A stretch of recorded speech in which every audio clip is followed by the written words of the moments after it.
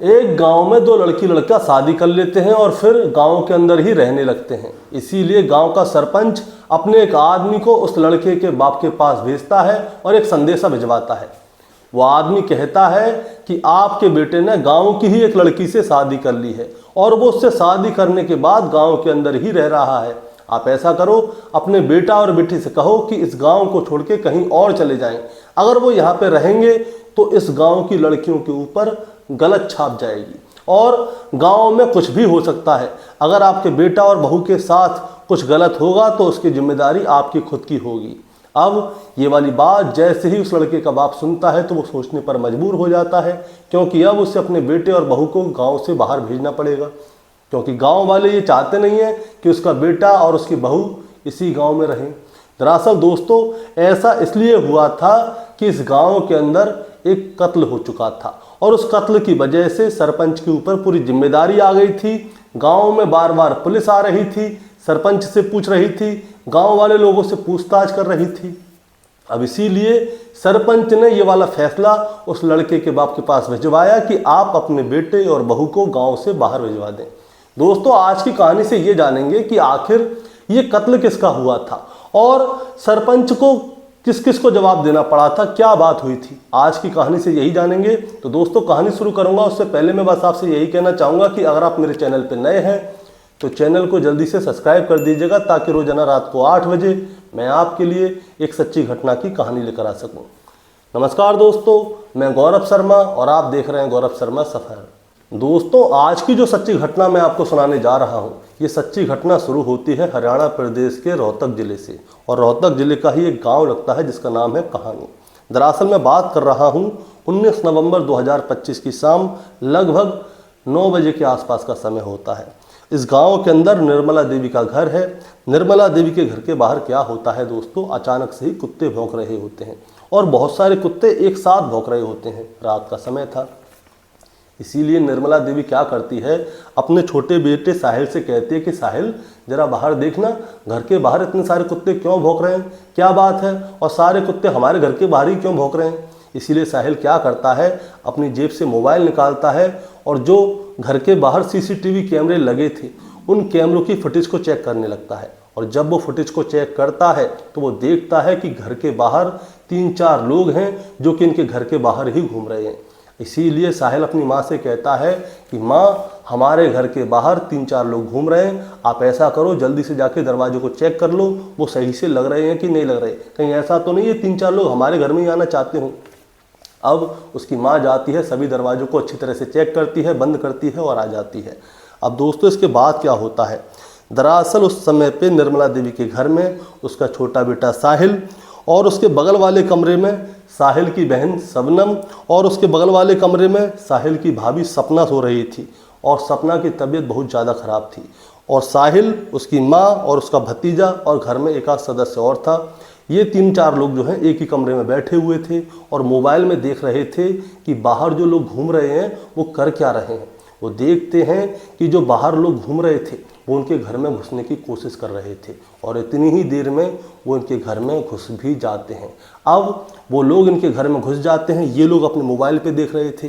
तभी क्या होता है, अचानक से ही घर के अंदर गोली चलने की आवाज़ आती है और जैसे ही गोली चलने की आवाज़ आती है तो साहिल तुरंत ही उस कमरे से निकलता है और बाहर की ओर भागता है, ये देखने के लिए कि आखिर हुआ क्या है।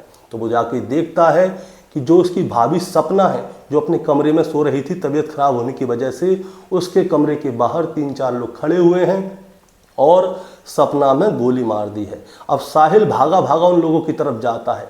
इतनी ही देर में वो लोग क्या करते हैं, साहिल के पेट में भी एक गोली मार देते हैं। अब जैसे ही साहिल के पेट में गोली पड़ती है तो साहिल के मुंह से चीख निकल जाती है और साहिल कुछ समझ नहीं पाता कि वो करे तो करे क्या। इतनी ही देर में क्या होता है, जो साहिल की माँ है निर्मला देवी, उसको भी ये वाली बात सुनाई दे जाती है कि उसका बेटा चीखा है। निर्मला देवी भी भागी भागी जाती है और साहिल के पेट को देखती है तो उसके पेट से खून निकल रहा होता है और साहिल कुछ बोल नहीं पा रहा होता। इतनी ही देर में निर्मला देवी क्या करती है, साहिल के गलीबान को पकड़ती है और झट से कमरे के अंदर खींच लेती है। कमरे का दरवाज़ा लगा के जोर जोर से ये लोग चीखने लगते हैं, चिल्लाने लगते हैं। अब इसके बाद में टोटल घर में 4 गोलियां चली थी और बाहर से ये आवाज़ भी आ रही थी की जो बंदूक है वो जाम हो गई है, उनकी गोलियां चल नहीं पा रही थीं, नहीं तो वो लोग और भी ज़्यादा गोलियां चलाते और घर वालों को मार डालते। इतनी ही देर में जब क्या होता है, 4 गोलियां घर में चली थीं और घर के अंदर से चीख पुकार की आवाज़ आ रही थी। तो घर के अड़ोस पड़ोस में जो लोग रहते हैं गांव में, उन तक भी ये आवाज़ पहुंची थी। वो लोग इनकी आवाज़ को सुनते हैं, इनके घर की तरफ भागे भागे आते हैं कि आखिर ऐसा क्या हुआ, घर के अंदर से गोलियों की आवाज़ आ रही है और घर के अंदर से चीख पुकार की आवाज़ आ रही है।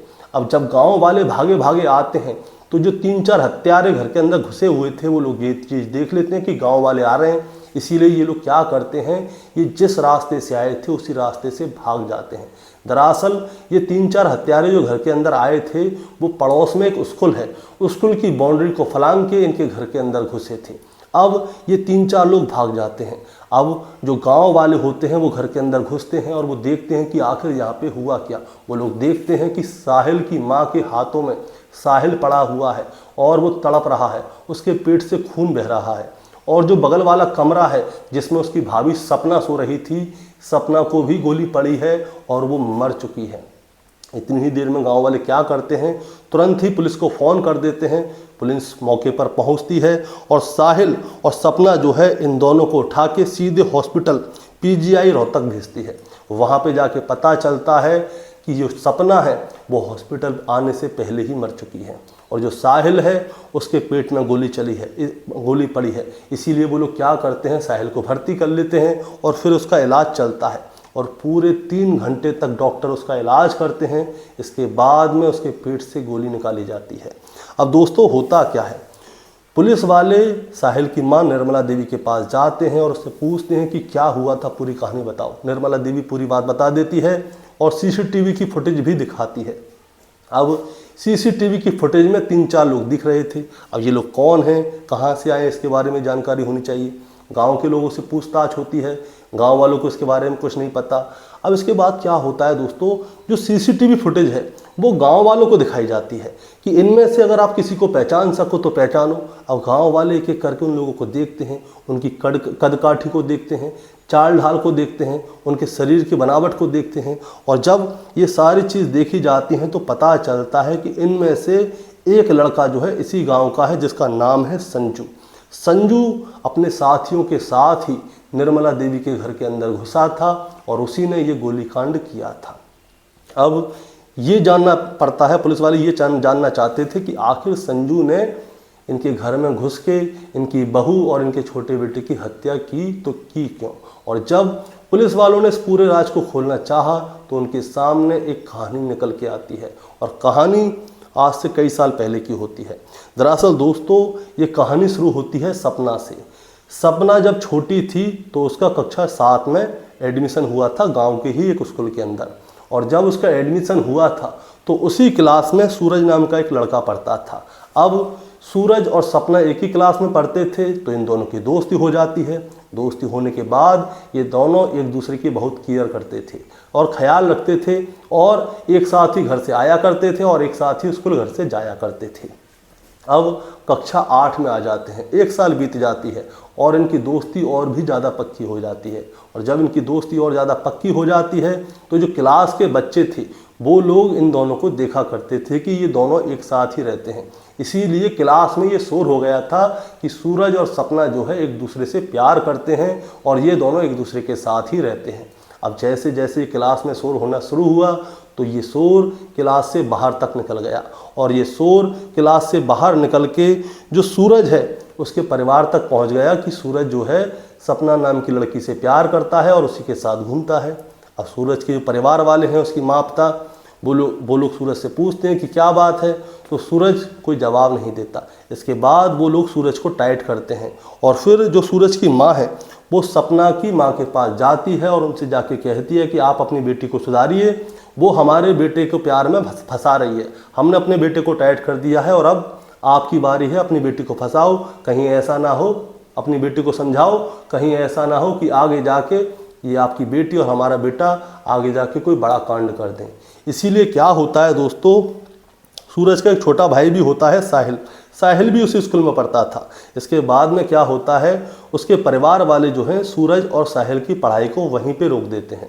वो कहते हैं कि सपना तो स्कूल जा रही है, अगर हमने सूरज को भी स्कूल भेजा तो ये स्कूल जाके उससे मिलेगा, और उससे मिलेगा तो आगे कोई बात बनेगी, और बात बनेगी तो गांव में कहानी बिगड़ जाएगी। क्योंकि एक ही गांव के लड़का लड़की हैं, कहीं ऐसा ना हो कि प्यार प्रेम प्रसंग में पड़ जाएं और आगे जाके कोई कांड कर दें। इसीलिए सूरज के माता पिता क्या करते हैं, सूरज और साहिल की पढ़ाई को रोक देते हैं। इसके बाद ये लोग शहर चले जाते हैं और शहर जाके ऑटो रिक्शा चलाना शुरू कर देते हैं। अब समय ऐसे ही गुजरने लगता है कि इसी बीच में जो सूरज के पिता हैं उनकी हो जाती है मौत। अब सूरज के पिता की मौत हो जाती है तो पूरे घर की जिम्मेदारी सूरज के ऊपर आ जाती है, और उसके जो है अभी जो दोस्ती है सपना से चल रही थी। सूरज और सपना जो हैं ये दोनों इंतज़ार कर रहे थे बालिग होने का, कि कब ये दोनों 18 साल के होंगे, और 18 साल के जब ये होंगे तो इसके बाद ये दोनों प्रेम विवाह कर लेंगे। आगे की आगे देखेंगे कि क्या होगा क्या नहीं होगा। इसके बाद समय और गुजरता है और समय आता है साल 2022। साल 2022 में क्या होता है, ये दोनों अपने घर से भाग जाते हैं और भागकर सीधे 22 मार्च 2022 को ये कोर्ट जाते हैं, और कोर्ट में जाके कोर्ट मैरिज कर लेते हैं। और ये दोनों उसके बाद अपने घर नहीं जाते, अपने गांव नहीं जाते, क्योंकि इन्हें डर होता है कि कहीं ऐसा ना हो कि गांव में जाएं तो गांव वाले इनके साथ गलत व्यवहार करेंगे। इसीलिए ये लोग क्या करते हैं, ये लोग सीधे जाते हैं थाने, और थाने में एक शिकायत दर्ज करा देते हैं कि हम दोनों ने अपनी मर्जी से प्रेम विवाह किया है, और हमारे परिवार वाले हो सकता है इस चीज़ से ऐतराज़ करें और आगे जाके हमारे साथ कोई घटना भी हो सकती है। इसीलिए आप हमारी मदद करें और हमें अपने परिवार वालों से बचाएं। अब समय और ज़्यादा आगे गुजरता है। इसके बाद साल आता है साल 2023। साल 2023 में सूरज और सपना का एक बेटा होता है, बेटे का नाम रखा जाता है देव। ये लोग अभी तक गांव नहीं गए हैं, ये लोग गांव में रोहतक में ही एक कॉलोनी में किराए पे रहते थे और वहीं से अपना जीवन यापन कर रहे थे। इसके बाद क्या होता है दोस्तों, समय और आगे गुजरता है। समय जब आगे गुजरता है तो सूरज की बहन की शादी आती है, शबनम की। शबनम की जब शादी आने वाली होती है तो उस समय पे जो सूरज की माँ है वो सूरज से कहती है कि बेटा अब तुम ऐसा करो, बहू को लेकर गाँव आ जाओ, क्योंकि अब तुम्हारी बहन की शादी होगी। अगर तुम्हारी बहन की शादी होगी तो उनके ससुराल वाले आएंगे, ससुराल वाले आएंगे तो वो पूछेंगे कि आपका बड़ा बेटा कहाँ है, आपकी बहू कहाँ है। उनको भी तो बताना पड़ेगा कि भाई मेरा बड़ा बेटा ये रहा, मेरी बहू ये रही, मेरा ये नाती है घर में खेल रहा है। तो ये सारी चीज़ दिखानी है। अगर तुम घर से बाहर रहोगे तो हो सकता है कि तुम्हारी बहन की शादी टूट जाए। इसीलिए सूरज क्या करता है, अपनी पत्नी सपना और अपने बेटे देव को लेकर गांव आ जाता है और गांव में ही आके रहने लगता है। इसके बाद उसकी बहन शबनम की शादी होती है। अब दोस्तों जो उसकी बहन शबनम है उसकी ज़िंदगी तो सूरज से भी ज़्यादा ख़राब थी। होता क्या है, ज़िंदगी कैसे ख़राब थी, उसकी कहानी ख़राब थी। दरअसल बताया जा रहा है कि जब शबनम की शादी हुई थी तो शादी के 1 महीने बाद ही शबनम के पति की मौत हो गई थी, और फिर उसके बाद वो अपने मायके में ही आके रहने लग गई। अब इसके बाद क्या होता है, सूरज और सपना गांव में ही रहते हैं। अब जब ये लोग गांव में रह रहे थे तो ये वाली खबर जो है सपना के परिवार वालों तक पहुंच गई कि आपकी बेटी और सूरज इसी गांव में रह रहे हैं, अपने घर में रह रहे हैं, खूब खुश हैं। अब ये वाली बात जब सपना के परिवार वालों तक पहुंची तो उनको बहुत ज़्यादा बुरा लगता है। और सपना का एक भाई है संजू।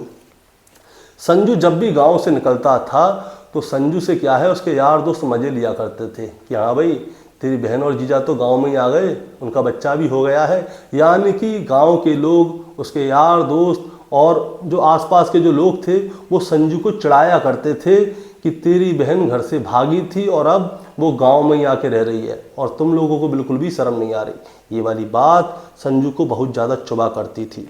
दोस्तों मैं आपको बताना चाहूँगा कि जो सपना है वो घर की इकलौती बेटी थी और उसके 2 भाई थे, उनमें से ही ये संजू है।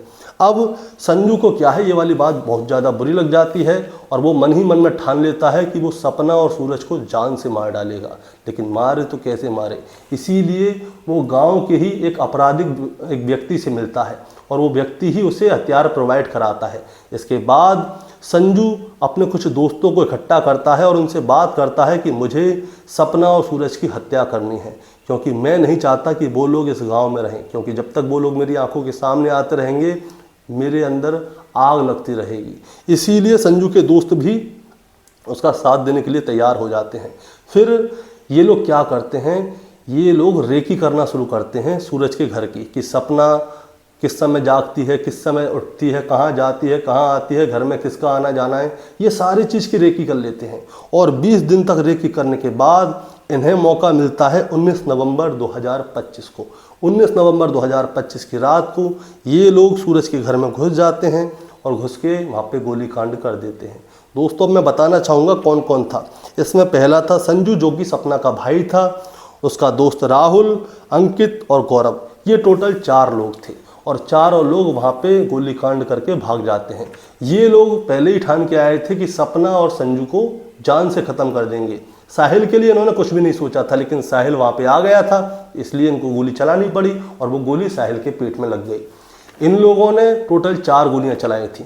गोलियाँ और भी चलती, अगर इनके हथियार जाम नहीं होते तो गोलियां और भी चलती, परिवार के और भी लोग घायल हो सकते थे और मर सकते थे। लेकिन गांव वाले वहां पे भाग भाग के आ जाते हैं, इसीलिए इन लोगों को वहां से भागना पड़ता है।